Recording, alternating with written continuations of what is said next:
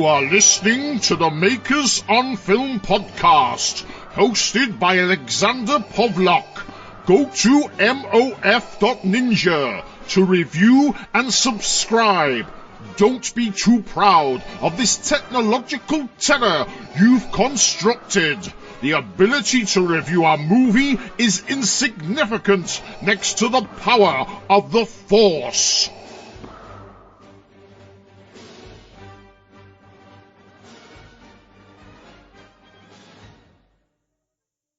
Hey everybody, this is Heather Woodward with the NVus Alien Podcast, and I'm here with Alexander Povlok from the Makers on Film Podcast, and today we are going to be talking about the latest Star Wars movie. What's it called?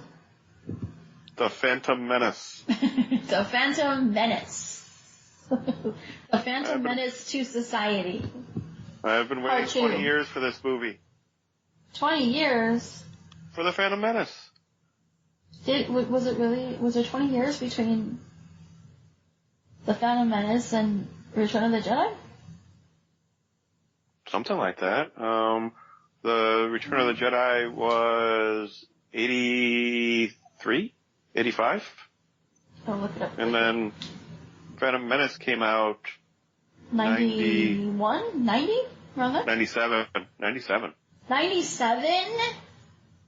Yeah, because they mirrored the years, so it was 97, 2000 and 2003, 2004.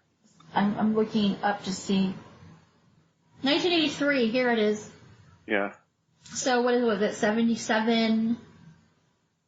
It was 77, 80, and then 83. 80 and 83. Okay, yeah, so this is 83, and then, so it was 97. 2000 and 2003.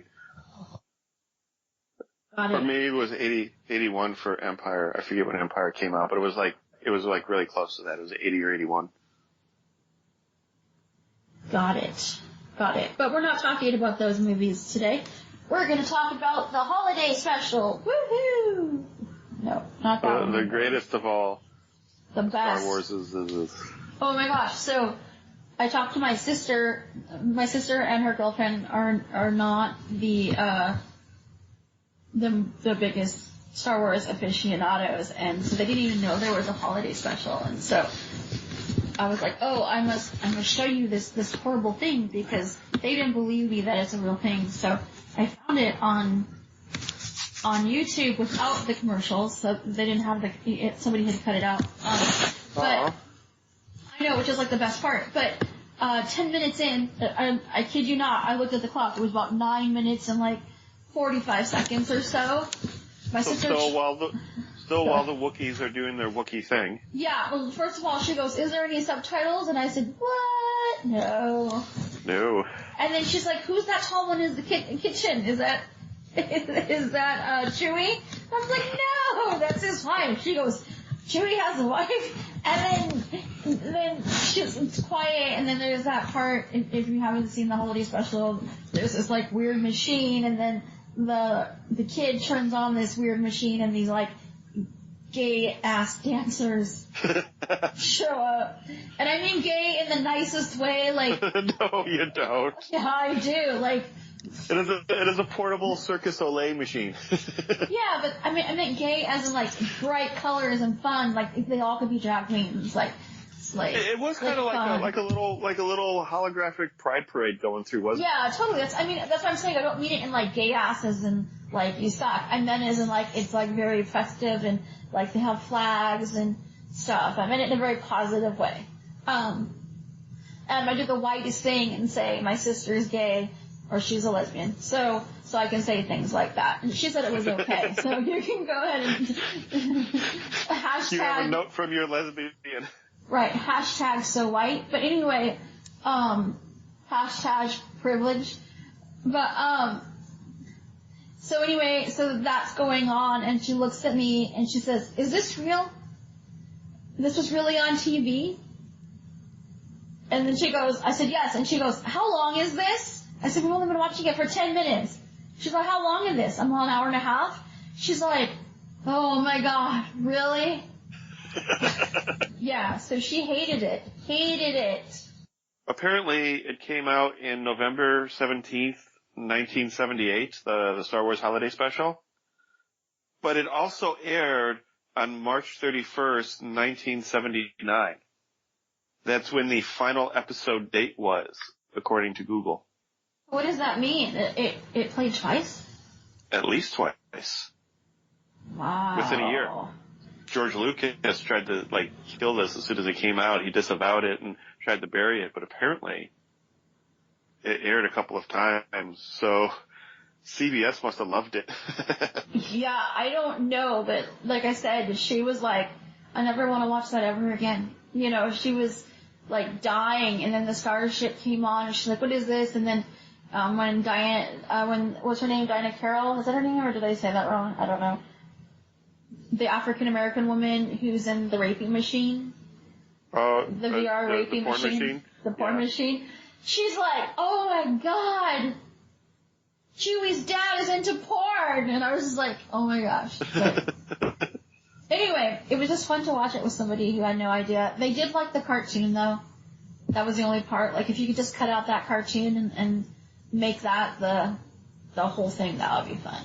Yeah. Oh, and then Carrie Fisher singing at the end gets me every time because she just looks so fucking high. She was. Yeah, she looks it. She looks like, where am I? I'm singing a song. Like, more heroin, please. Chewbacca had to hold her up to make sure she didn't fall over. But yeah, we're not actually going to be talking about this movie either, so I guess we should get into what we came here for. Okay, that would be The Last Jedi. The Last Jedi, which came out this week. I saw it on Thursday night, right before opening day. I went to a French bistro that was actually only a block away, so that was good. And ate some really good food, and then went and saw it. And I was in a very, very small theater with the theater wasn't even packed. It was like half packed. There were more people at the second showing for some reason. I went at 9:30, and I guess the 10 o'clock show or 10:15 show was sold out. So I got in this really weird in-between show. What about you? Ours was the opposite. The show before ours was packed. We couldn't get into it. But the show that we went to was about half, I think. Maybe, just about half. And it was a really weird crowd because nobody made any noise. Oh, really? Nobody laughed at any of the jokes.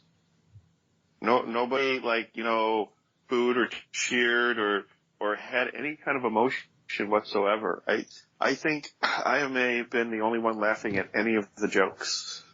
See, my crowd, even though it was only half full, it was all people about my age. There was not a lot of young people in there. I think that's why it wasn't packed, because the younger kids went to the later show. And we had just gotten out of dinner, so I think I got the dinner crowd. So it was about, most people were in the 30s and 40s in there. I don't know. It seemed like everybody in there was very seasoned too. They had seen every single movie in the theater, and it felt like that kind of crowd, because everybody was kind of groaning in the same places, and there was a lot of, what? That kind of thing. I went with my sister and her girlfriend was like, why is Luke Skywalker in this movie? Why is he so popular? He kind of explains his own popularity because, maybe he doesn't really explain it, but he talks about it a little bit. His character is kind of self-referential in the fact that he talks about how he's the great and powerful Luke Skywalker, and, he's a living legend and yada, yada, yada, and he kind of is, and he kind of played the part of, no, don't get too close to your heroes, because everybody's like, oh, Luke Skywalker. When you finally meet him, he's a grizzled old man who's completely cut himself off from literally everything that he held dear in his life, just to wither away and die. And it's just like, you think when you meet your heroes that they're going to be great, awesome people, and you're going to get along, you're going to be the best of friends. And here she is giving him, an offering of of his lightsaber and his dad's lightsaber, and he just grabs it and tosses it over his shoulder and walks away. Yeah. It was just kind of funny because both of them had no idea what was going on. They were just watching the movie purely on the merit of the movie, and they were actually very entertained. So that was really cool. Now, what did you think of the movie overall? Overall, it was pretty good. I think the previous installment was better. I think Force Awakens? Some of the jokes, The Force Awakens was better. I think some of the jokes I think were just too much. Like, we start off with Poe Dameron doing his little shtick, and it was like, it set the tone for the rest of the movie, and it was just like, oh, this is how we're going with it. And it felt very Disney whitewashed or very older Lucas, very like prequels-ish a little bit. Like a little bit, not like a lot. And it just, I would have liked it to have been a little bit more serious, because it ping-pongs back and forth between being kind of goofy, where they do the whole bit, like, where Poe Dameron is making fun of Huxley, doing the whole "I'll wait for him" kind of a thing, like he's not recognizing who Huxley is, which is, it's cool because he had this kind of sense of humor in the beginning of The Force Awakens, when he's talking with Kylo Ren, and he's all like, okay, who talks first? Is it you? Is it me? How do we do this? And he's kind of like trying to throw the bad guy off guard, which is cool that they stuck with that with his character. I think they just made it a little too goofy and a little too much like a bit versus making it seem real. And it felt a little forced. And then you go to him, spoilers, by the way, in all of this. Oh yeah, major spoilers. You swing over to him committing treason, because, he's not being let in on what's going on, which I never really understood that decision, but, that for whatever reason they didn't tell him what was going on, that's fine. But, he goes from being goofy and razzing, Huxley to, committing high treason and taking over the rebel forces and sending, Rose and Finn on their own little adventure. So it's like, they should have been a little bit more in the middle instead of ping-ponging to those two extremes. But that was just me. I mean, outside of that, I was watching some videos, some other people and what they were saying about it, and I didn't even think of this at the time, and I don't know if it really matters to me or not, but they were like, the Empire pursued the rebels in the slowest space-based chase scene ever. This is so true. It is. Like, yeah, they did. And they're like, oh, why didn't they just, swing around to the other side of the planet, or just go a little faster, or, send their TIE fighters out, because their TIE fighters are way faster than the Star Destroyers. And they're like, they didn't do anything. They just kind of hung out in the back and waited for them to run out of gas and then destroyed them. Kind of like, that's akin to the Lord of the Rings movie, and I'm sure everyone's going to hate me for this, so go ahead and send your hate mail too. No, but that's kind of how I feel about the Lord of the Rings movies, is there's a lot of like exposition about what they're going to do and a lot of walking to it, and then, the last hour of the last movie, something actually fucking happens. But yeah. I think just that, I think that a lot happened in this film. For good or for bad, I think a lot happened in this film. I don't think it was so slow that, everybody was just walking to a place. But there was just certain things that seemed that they did for just the sake of drama versus this is what this character would do. On the aspect of, like, there was times where I'm like, where is this going? Because, like, especially with the parts with, I think her name was Rose. Is that the Asian woman's name?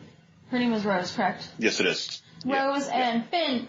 Some of the, like, when they go to the casino, I was very like, why is this here? Or all the little creatures on that island where Luke is. I forgot the name of the island, but that whole thing with the creatures, or the little googly-eyed creatures, the poggos, or I don't know what they're called. There's something like that. Like, are they called pongos or what were the name of those creatures? Those little penguin things? Yeah. I don't know, Ewok 2s. Ewok 2s. No, they start with a P and I can't remember, and I feel bad right now because I don't know their name. But anyway, I was like, why do we need these here? And then I was like, oh, well, you need to have some kind of toy line for this movie. So it felt very, like there was, I don't know, I felt like there was like, some intentional, like, insertions of things that didn't really need to be there, and they didn't really move the plot anywhere. They were, like, literally kind of Jar Jar Binksing it. Maybe that's why I do agree with you that I do feel like I did feel a little Phantom Menace in this movie, especially during those casino scenes or with those creatures that they set free, that they were racing. Yeah. I do feel like that was a little bit Phantom Menace-y too, and I was like, okay, who are we catering to? Are we catering to the older audience, or are we catering to a younger audience? And I couldn't, as far as tone, it kind of made it a little uneven sometimes. Yeah, exactly. They're called porgs, P-O-R-G-S. Porgs! Yeah, I want to call them pongs, but they're porgs. I think they were kind of cute, but I think, and we saw them do things like they were nesting inside the Millennium Falcon. And if you ever watch, Futurama. In Futurama lore, there are no longer rats in the city of New York because in their infinite wisdom, they decided to get a bunch of owls and use them to control the rat population. But the owls then took the place of the rats and became the new pest. So throughout all of Futurama, you see in the background all these owls, and they're getting in the trash and they're nesting everywhere, and they're infesting the building and yada, yada, yada. And that would have been cool if we saw these from the porgs. We saw them already in the Millennium Falcon, but they're probably in there because Chewie felt bad for trying to eat them, which I thought that scene was cute, and that was about it. And then it would have been cool if they were like getting into the Millennium Falcon and then like pulling the wires out, or, you know, their nesting in there was getting in the way of everything, or like, because then you see them on the controls and he bats one away, but it would have been cool, like, had they really started becoming kind of a menace and kind of putting them into some peril instead of just being cute and in the background. Yeah, it just felt like they were just didn't need to be there. I don't know, like, the movie would have gone on without those little clever, you know, laugh moments. I will admit that they are kind of cute, and if they ever come out with a little plush toy of one, I will probably get it, if it's like life size, but outside of that, yeah, I think, because they could have done anything with them, except for what they did, because they didn't really do anything with them. But that's the whole point, like, you're gonna go and buy it. I mean, you are now officially a sucker for the little pog things. Well, Porgs, pogs, whatever. Porgs. And I'm not gonna like actively go out and find one, but if I just happen to run across one, I'll probably get it. That's what I'm saying. See, you are a sucker now. Like, we were talking about how it didn't need to be there, but that's exactly why it needed to be there. It's a money grab. Yeah. The thing is, they could have done something with them. They could have made them force-sensitive creatures, and they could have made it part of the island, and part of the reason why there was a Jedi temple there, and Luke could have used them to do his astral projection, or they could have helped him to do that or something. I mean, that would have been cool, but they really did nothing with those creatures other than make Chewie feel bad for trying to eat one once. Oh my goodness, this is the cutest thing ever at Walmart. What? It's a little Chewie doll with a porg on his shoulder. Aw. It's 12 inches, deformed plush Star Wars episode, Chewbacca with porg, $27.99. Yeah, see, that I won't get. They have porgs for dogs, a dog toy for $5, and they have little porg plushes for $25. Yeah, see, there you go. There you go. Best Buy has them. Best Buy? Best Buy has them. Oh, of course. You gotta geek out. and go get your port. Yeah, overall though, I really did like the movie. There was some really, really, just beautiful shots. And there was just some really great moments that I was like, wow, okay, this is pretty awesome, actually. And then there was the slow moments where I'm like, where are we going? Like, can we just hurry this up a little bit? Like, some of the pacing, again, was just a little uneven. I felt like I was watching two movies at once almost. Sometimes. Kind of work, yeah. Yeah. But overall, I really did enjoy it. I really enjoyed Princess Leia's arc in this. Like, they're supposed to be twins, so they were really going with that idea that they're doing Luke's story arc, but they're also doing Leia's story arc too. So you kind of see them both, which I really, really enjoyed. I know that Carrie Fisher died, and they were thinking about axing her, but I really love that they kept it in, and they really, really let her performance shine, because she did a great job.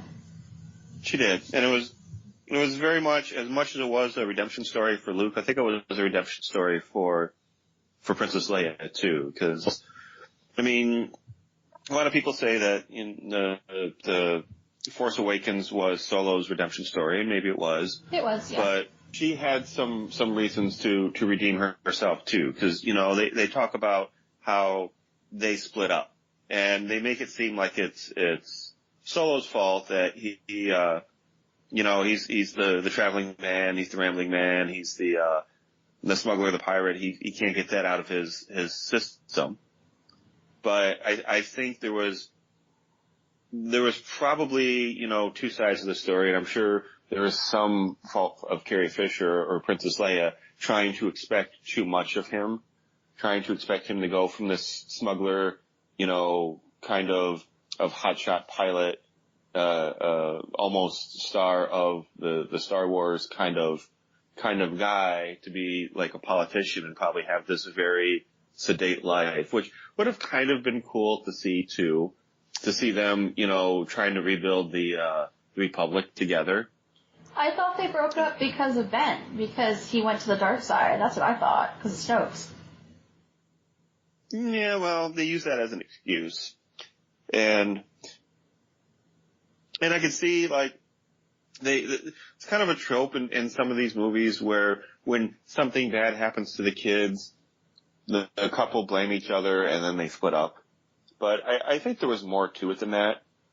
I think it was, I could see them trying to stay together because of the kids, and then Kylo goes rogue, and then they just like, well, what are we doing together, kind of a thing.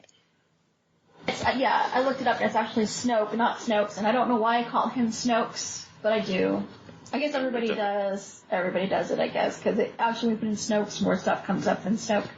So, but it is, it is Snoke, and yeah. So we finally get to see him in all of his hobbity glory. I call him Precious 2.0 because it's the same actor, and he kind of has the same look as Gollum. But we don't really get to know his backstory or who he is. I think that was one of the things I was kind of like looking for. What about you? Honestly, you're right. Now that I think of it, because like when we see the Emperor finally in Revenge of the Jedi, I mean, we see him a little bit throughout the course of the thing, and he talks to Vader, and we actually kind of see the Emperor less in A New Hope and Empire Strikes Back than we do Snoke in these two movies. Right. So like even though he's more of a presence than Palpatine was, we know less about him. I mean, we didn't know that much about Palpatine, but when he came in, everything that led up to that was kind of his backstory. And it's like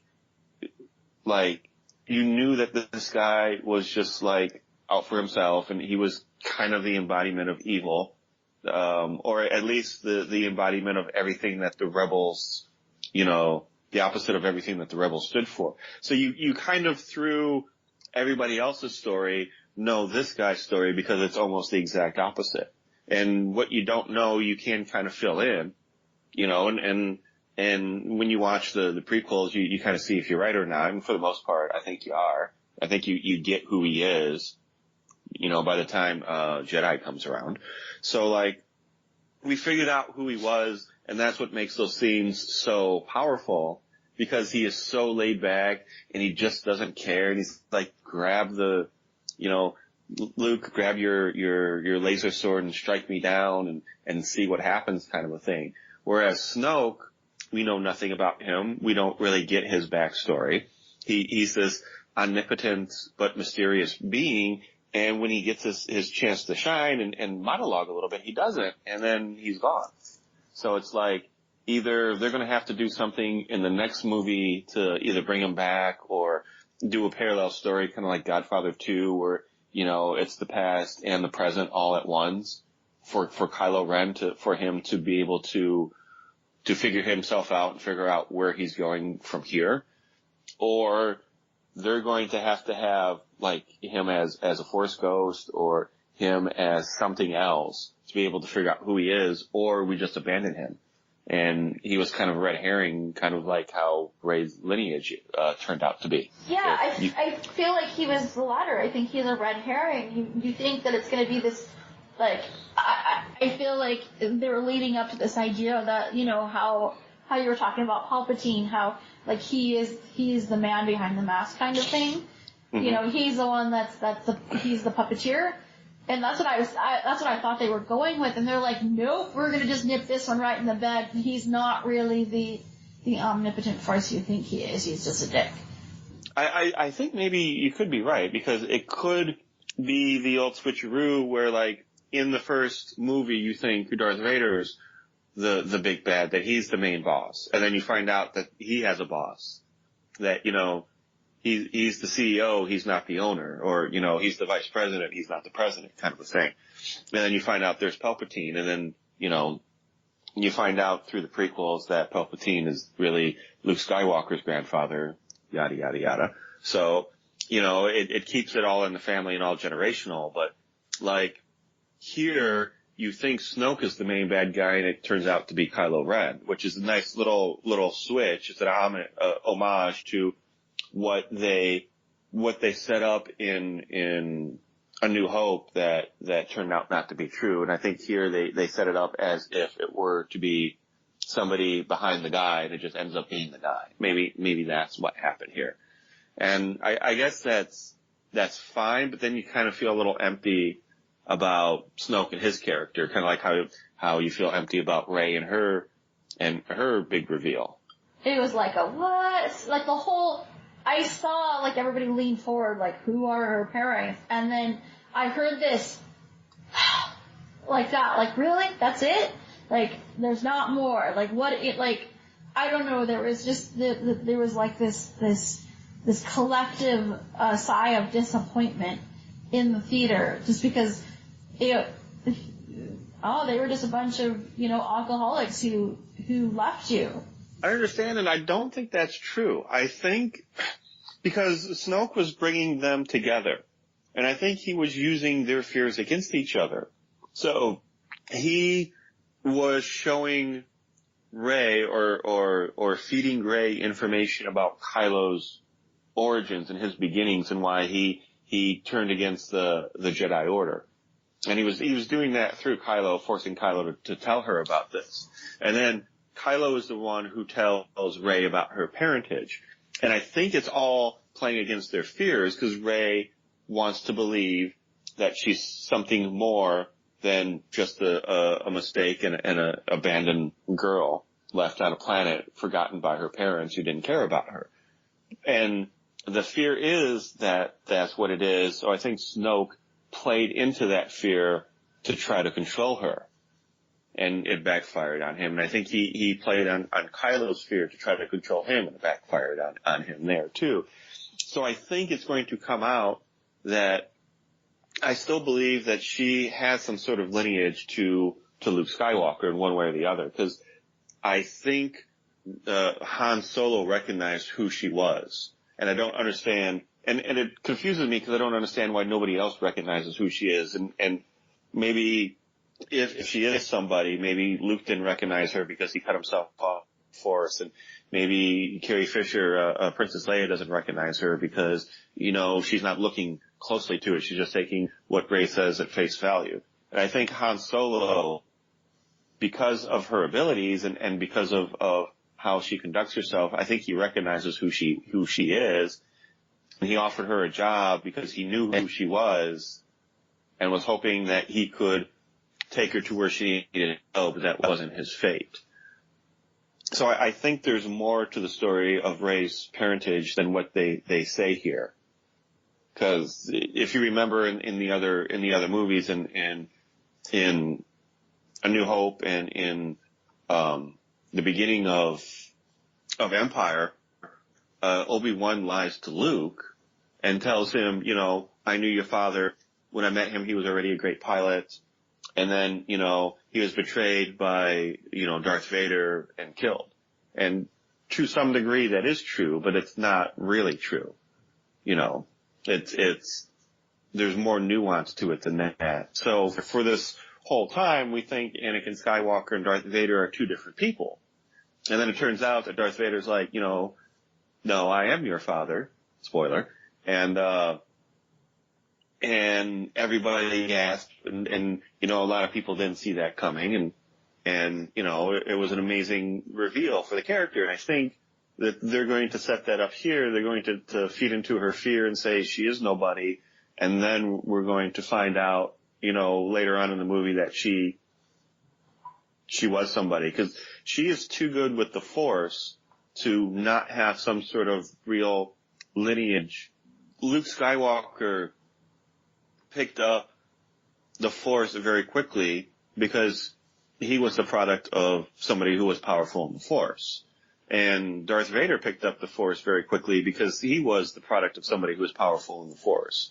One can almost say that he was made, with everything of the Force, and Emperor Palpatine, basically says that he learned from his master, Darth Plagueis, how to create life from nothing.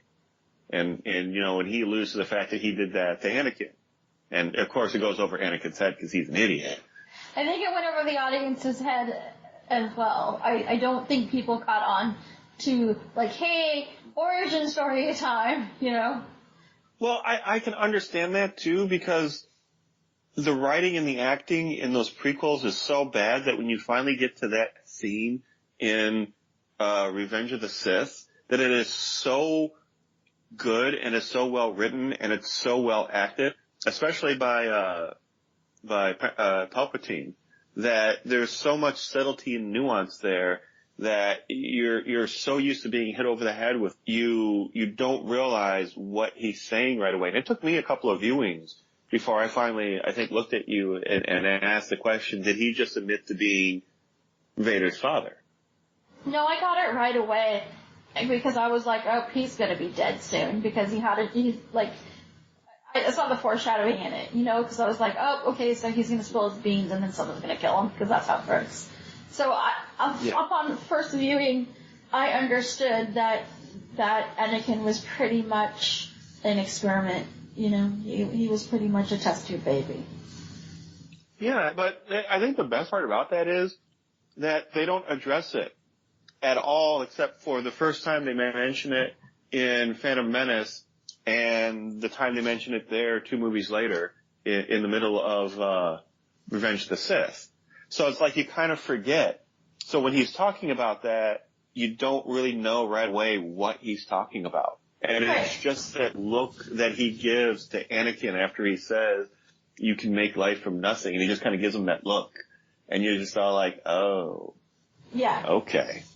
I really liked the way that they used the Force in this movie. They took it back to, A New Hope. The way that The New Hope, we thought very natural and very, of the earth. And I like how they call it a religion, too. It's like calling it out a little bit, because I think there was always a question whether it was a religion or was it a way of living or what is the Force, and Luke outright calls it a religion. And they have a tree and they have books and there's a doctrine to it, and a manifesto, and I'm all like, okay, finally we're calling it what it is. Yeah, well, I think they were very self-referential in this movie, especially where Luke was concerned. I think Luke, a lot of times, even though he was talking to Rey or he was talking to Yoda at one point, I think he was really talking to the audience about Star Wars and about its mystique and about how people view it. And I think that when he talks about it being a religion, or refers to the lightsaber as a laser sword, which is, I guess, to throw back to Phantom Menace when little Anakin Skywalker says to Qui-Gon, "I noticed your laser sword, only Jedis have those." Right. And it's like I think his whole, or half of his role, half of his purpose in this movie is to address all these questions and all these concerns that we've had since 1977. So it's like I think Luke finally addresses a lot of these things. And I think we do see the Force portrayed as how we feel it should have been portrayed in A New Hope, but we actually see it done in ways that we've never seen before, like with Luke's astral projection and his it's almost like they ripped off the Matrix in the last act of the film. I just think he took it to his end place, and that's where I didn't see Matrix. I was thinking more like Zen, like we are everywhere all at once. That kind of thing, like we're all connected. So if I can find you, then I can remote view. Yeah, well, I think once we figured out what he was doing, because like I said, the first time I saw him when he in that last act when he comes into the base, I'm like, did he stop to get a haircut? Because you start putting all the things that you've seen so far together. You saw his X-wing at the bottom of the sea.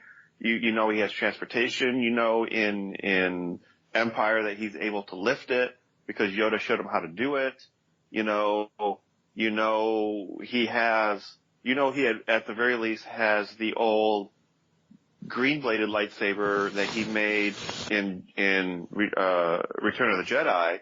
That was based on Obi-Wan Kenobi's lightsaber, because he tried to kill Kylo Ren with that. Right. And then, maybe he created another Graflex, But, you see him with that sword, you see him with the different hair, you see him in a different outfit. It's different, but yet the same, and this is how we thought the Force would be used as, astral projection and moving rocks, which I gotta say, I love that line when she looks at the huge pile of rocks. It's like sometimes it's about moving rocks, because that's a lot of what their training was, what Luke's training was moving around. Yeah, it was moving around rocks on Dagobah. And it's just like, it's nice to see those callbacks. It's nice to see them doing new stuff with the Force. It's nice to see these characters that are even more powerful than the generation before them. I really enjoyed watching Princess Leia use the Force. That was just a really beautiful scene. There were some books or some comic books, I forget the story, but there was a storyline that somebody did where they showed that Yoda actually wanted to recruit Princess Leia to be the New Hope instead of Luke Skywalker. And Yoda thought that Leia would have been more powerful with the Force and a better candidate to be a Jedi than Luke was. I can see that. She definitely has. There was some grace to it. I don't know. It was nice to see her finally use it. We get hints of it, but we never actually see her go full force.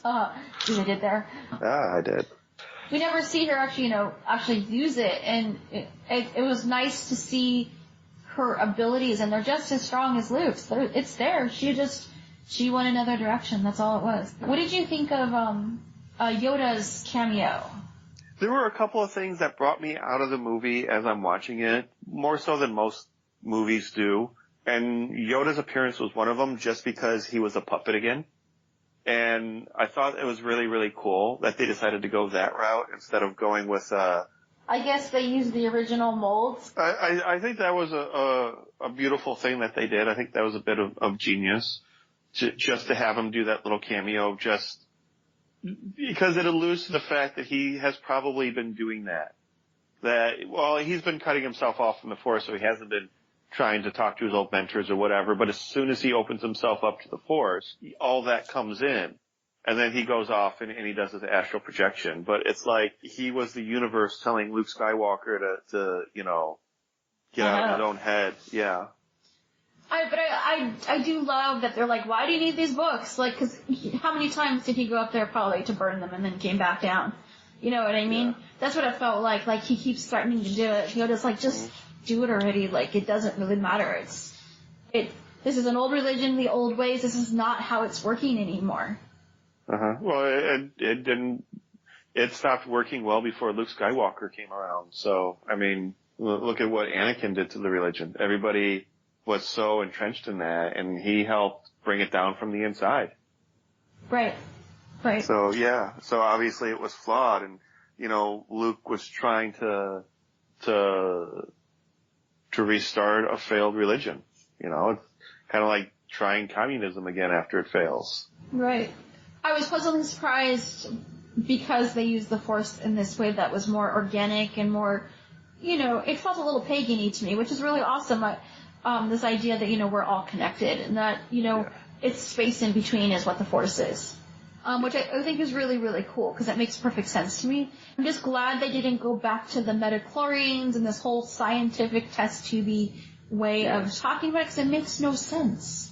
I can understand there's something in you that helps you link into the Force, but it's like, I always thought that Han Solo had some Force abilities.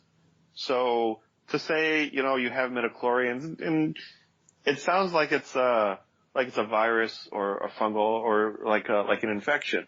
So it's possible that everybody has a little bit of this in them. It's just the more you have, the more powerful in the Force you are.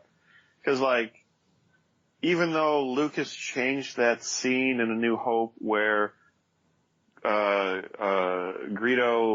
and Han Solo face off, that in the first rendition, Solo shot Greedo never got off a shot. In the second rendition, I think it was Greedo shot first, Solo dodged his shot and shot second, and in the third rendition they shoot at the same time. But doing the second rendition where Solo kind of moves his head and shoots kind of makes Solo... I mean, he's very intuitive. I think Han Solo was always very intuitive. He shoots from the hip, and so, yeah, that would be using the Force. I mean... He kind of inadvertently made Solo, Force sensitive, even though Solo was like, I don't believe in this hokey religion, which he even referred to it as a religion. I think they referred to it as a religion a couple of times in A New Hope, and that was it. But, he's like, luck. I believe in luck. And then, what's his face? Obi-Wan is like, I don't believe in luck. I believe in the Force. So I think it was their two explanations of the same thing. Is that Solo believed in luck, but luck was the Force. Right. Or Force was luck for him. Yeah, that makes sense. I just wonder what they're going to do now that Carrie Fisher is dead. I mean, they pretty much have to rewrite the story arc for... I was reading about that, and they said, yep, we're rewriting it. We're going to have to figure out what to do with her. Because they decided to keep her story arc for this one, and they wanted to honor her in that way, so they didn't want to take her out of it, but then they have to figure out how to get around that. And they don't want to animate her. What they're going to do is they're going to take her from A New Hope and then age her just like the opposite that they do with everyone else, and then just make a Carrie Fisher puppet. I don't think they're going to do that. I would bet that they would probably do a scene with her. She gets aboard a ship and then it blows up. Something. I'm not sure. All I know is that it'll be interesting to see how this plays out. Because now all the main characters are dead. From the 4, 5, and 6. Well, except for Lando. Except for Lando. So maybe Lando comes in. Wouldn't that be cool? Lando in a dress in Carrie Fisher's outfit. We need more diversity in these movies. Yeah. Go ahead. So, what was your favorite scene in the movie? I really, really enjoyed the connection between Kylo Ren and Rey.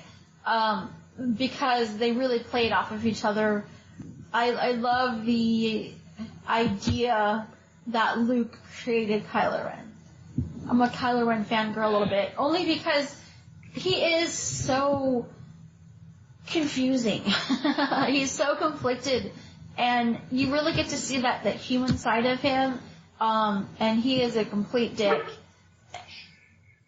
He is a complete dick, and he has some serious issues, and he's stupid beyond, he lets his emotions get way, way ahead of him. You know what I mean? He's super emotional, and he's super emo, but at the same time, he does have these moments of, like, when he doesn't kill Leia, you know, where he can't do it. Like, there is some good in him somewhere, but he's so narcissistic and he's so self-absorbed that he can't get beyond himself. And it's kind of fun to watch. I mean, he would be like the worst person to hang out with. Like, I would not want to be his friend. But it's kind of fun to watch that, because I feel like Rey is just the opposite. She's so level-headed about things.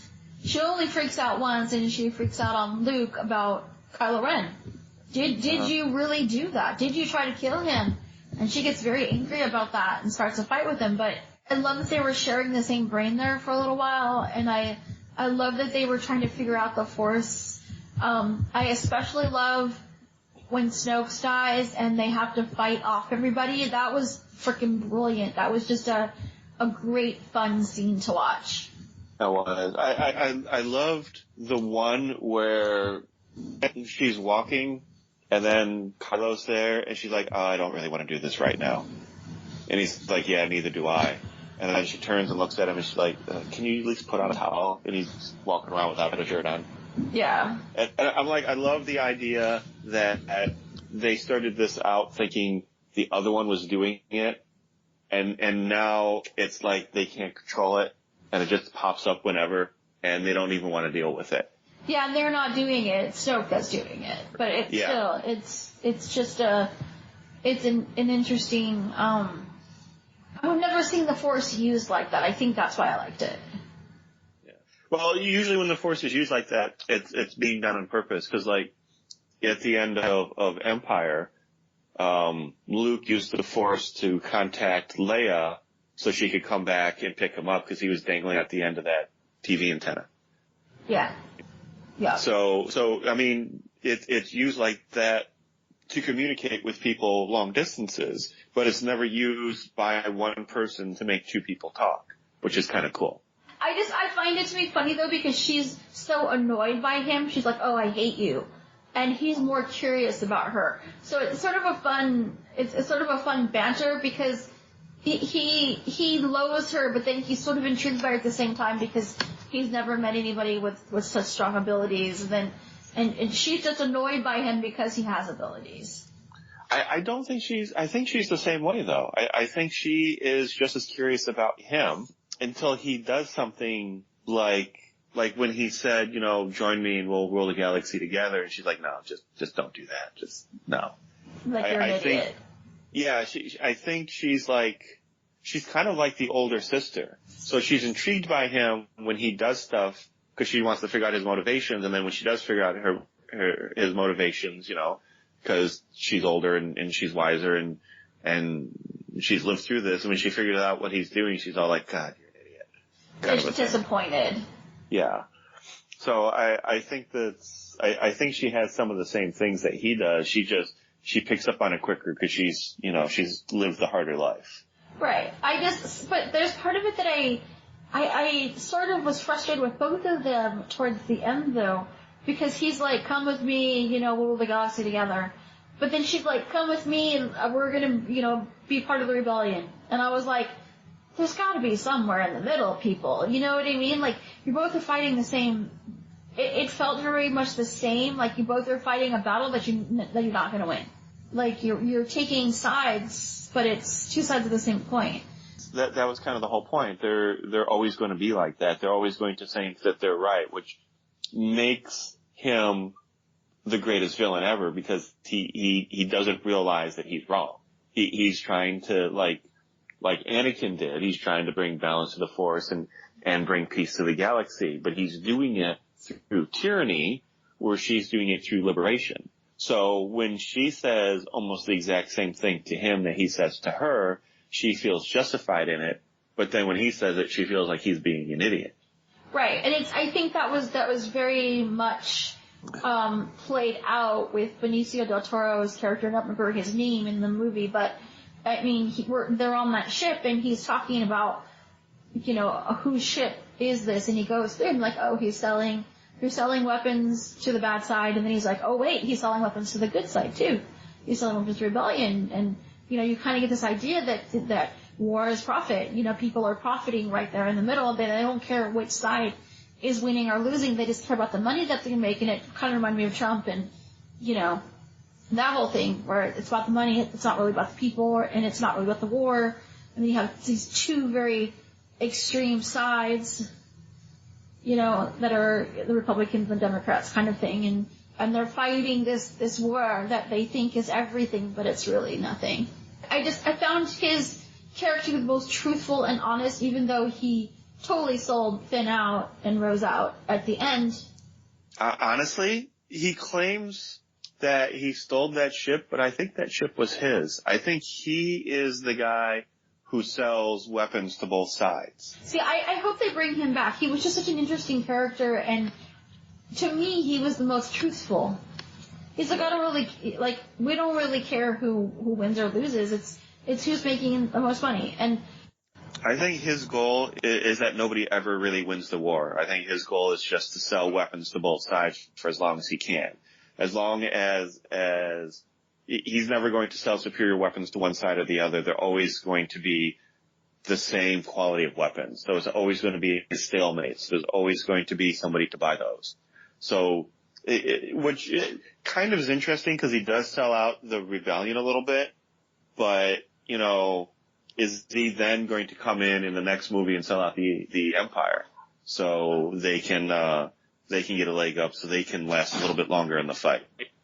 Who knows? I don't know. I feel like that was sort of the moral of the movie as a whole is, hey, no one's gonna win here. We're replaying these roles over and over and over again, generation by generation. We still have the war going on with rebellion. We still have this evil empire that we're fighting against. And it's like, how long does this go on? Because now we're like 3 or 4 generations in, and we're still fighting the same war. It's very interesting how that played out in this movie. It feels to me like, even though this movie kind of pandered to the audience a little bit, or maybe pandered to children a little bit with the porgs or the pogs, and even though there were some moments where you're like, okay, there was the overall message was sort of smart and conceptual and wise. I don't know what the word is. Eloquent. I'm not sure what the word is, but something like that. I'm trying to say that overall there was actually a very poignant message to the movie. Yeah, there was. Which is, not everything is what it seems.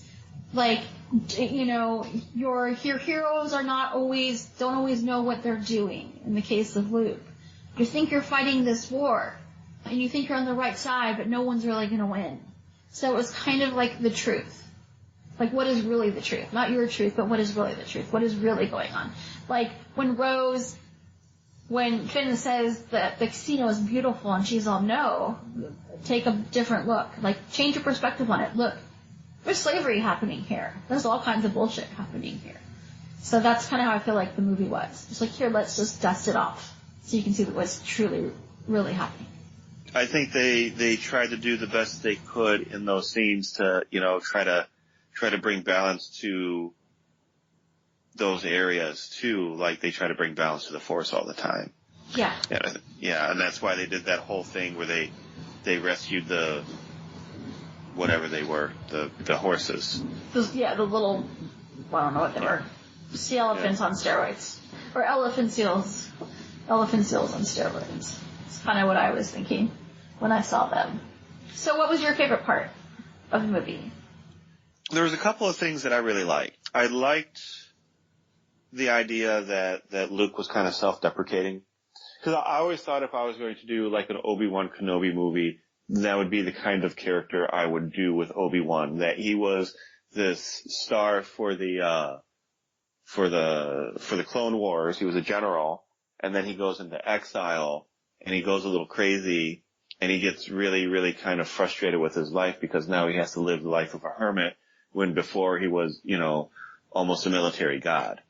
And it was kind of cool to see that in Luke Skywalker, where he just kind of threw everything that he knew away because he felt that it was detrimental to him.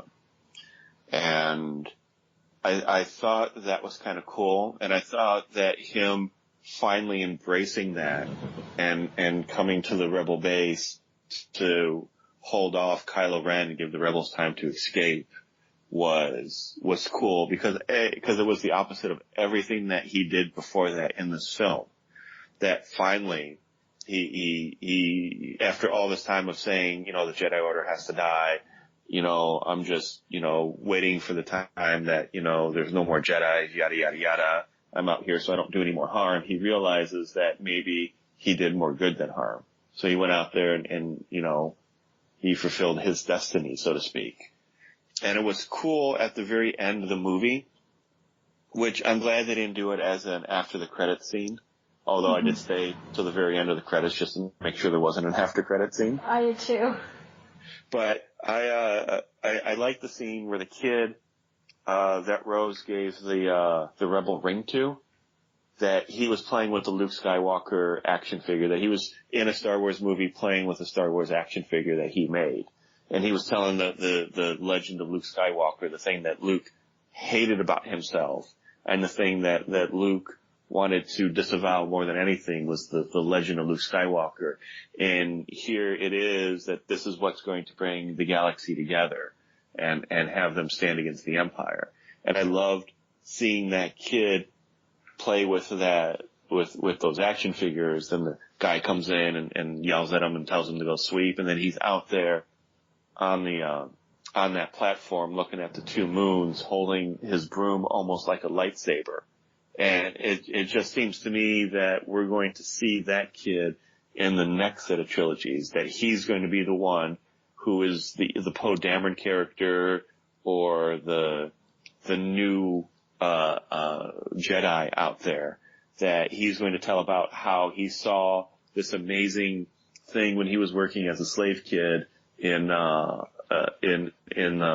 casino, taking care of the horses, sleeping in the stalls, that these people came in and showed him a better life, that he could, make a difference, and he sets out to do that. And I think that is going to be, if that's where they go with it, which I hope they do, I think that's going to be an amazing connection to this set of trilogies.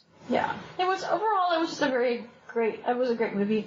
For all the things I didn't like about it, there was 100 things that I did. So to me, it was a very good movie. And a lot of people are saying the same thing. I mean, I've been reading the reviews, and there's a lot of hit and miss. Some people were very disappointed. Other people thought it was the greatest movie ever. It's made $450 million so far, so somebody's watching it. And it's been out since Thursday. I was going to say, that's probably their budget back in the first weekend. Thursday, Friday, today's Sunday, just in case anybody's wondering. So it's been out for Friday, Saturday, Sunday, 3 days? 4 days. Yeah, well, 3.5. Well, this one, I'm gonna go see it again, but I'm gonna go see it because there's lots of stuff I missed. I don't hate it. I actually really love it, and I think it's a great movie. It's a little different than the other movies, I have to say. Some people are saying that it's better than The Force Awakens. I don't think that. I think it's just a little step below that one. But a lot of people hated The Force Awakens because it was too close to A New Hope. And whatever.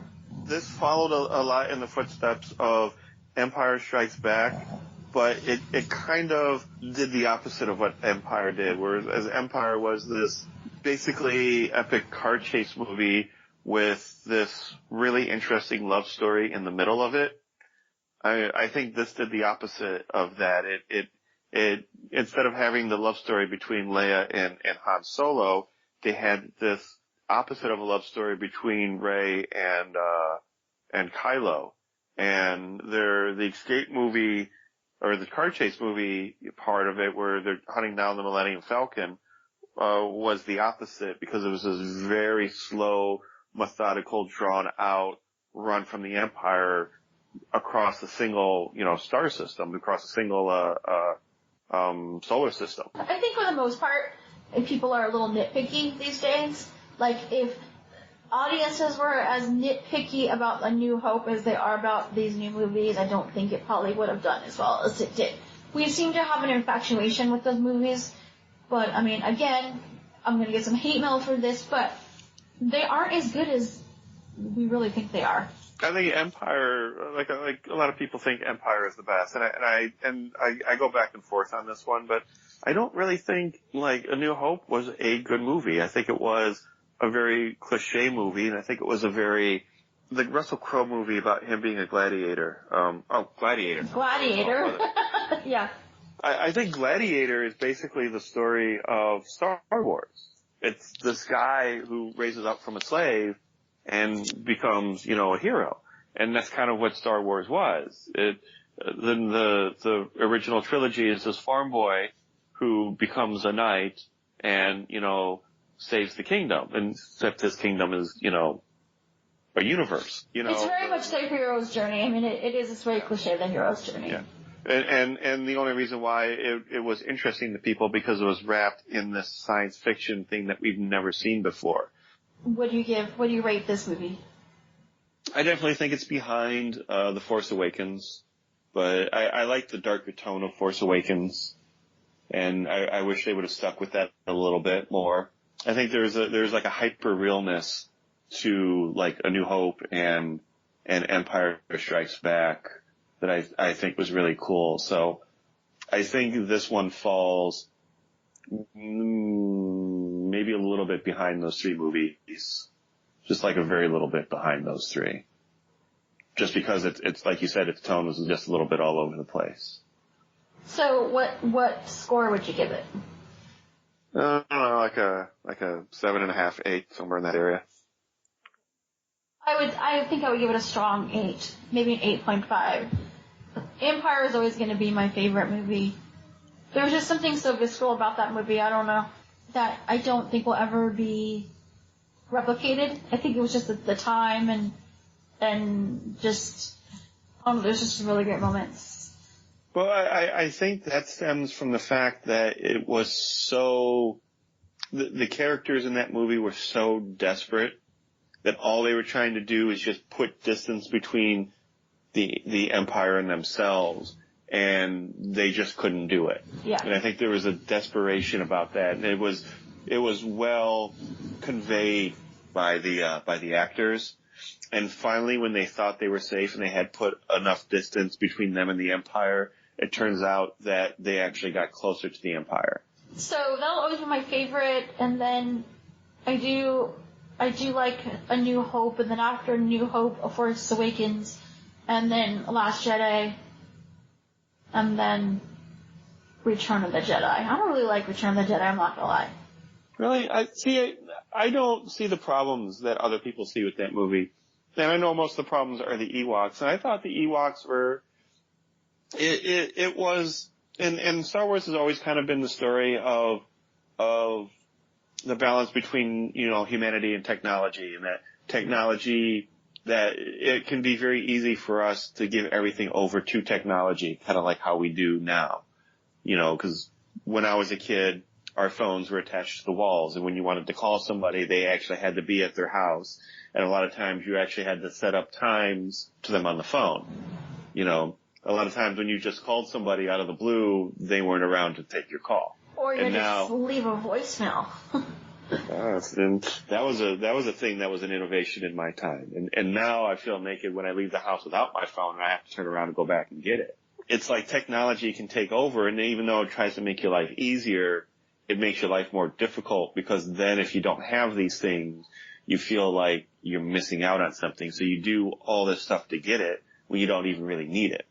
And I think all of that is pretty evident in that one scene in A New Hope when Obi-Wan is telling Luke Skywalker to trust his feelings and not use the guidance computer to shoot down the Death Star. Right. I used to love Return of the Jedi, like when I was 10 when it came out. I thought it was the greatest movie ever. I love the Ewoks. I love the scene in the forest with the speeder bikes. I just thought that was the most amazing thing. And then I rewatched it, in my 20s, and I was, well, what the hell is this? I mean, it's not the most terrible movie ever. I think Phantom Menace is probably the most terrible out of all of them. I feel like these new movies, they trump Return of the Jedi, and that. I think, though, that if the Ewoks were the worst part of the Star Wars universe, then the Star Wars universe would be amazing. But then they did the prequels and just showed you how bad it can be. I know, right? We're going to be putting this podcast on my channel, which is NVus Alien Podcast, and I talk about whatever I want, really, but mostly it's anything paranormal, how aliens are envious of us, yes, and cryptozoology, Bigfoot, that kind of thing, UFOs, X-Files, like supernatural stuff, psychic phenomenon, that kind of thing. And then Alex is going to be putting it on his channel, which is Makers on Film. What do you guys talk about on your podcast? Film. The website is mof.ninja. It's me and my filmmaker buddies talking about films. Even though we haven't done a podcast in a while, there are still podcasts on the site that you can listen to. And eventually someday I'll do more. You will. And this is the start of it. So we're going to be putting on both channels. It might be edited just a little bit differently. So you can go ahead and listen to both if you want, just to see what happens. My podcast is at podcast.nvusalien.com, and please go to both channels and like and review us on iTunes. That really helps our, us move up into the ranks, and so the more reviews we have, and the more likes we have, and the more subscriptions we have, the better off we do, and the more we can provide for you. And it just takes a few minutes. I always do it to the podcast I like, just to, give a little love. So go ahead and give us a little love. Again, it's NVus Alien Podcast and Makers on Film Podcast. And thank you so much for listening. And feel free to comment and tell us what you think about the movie.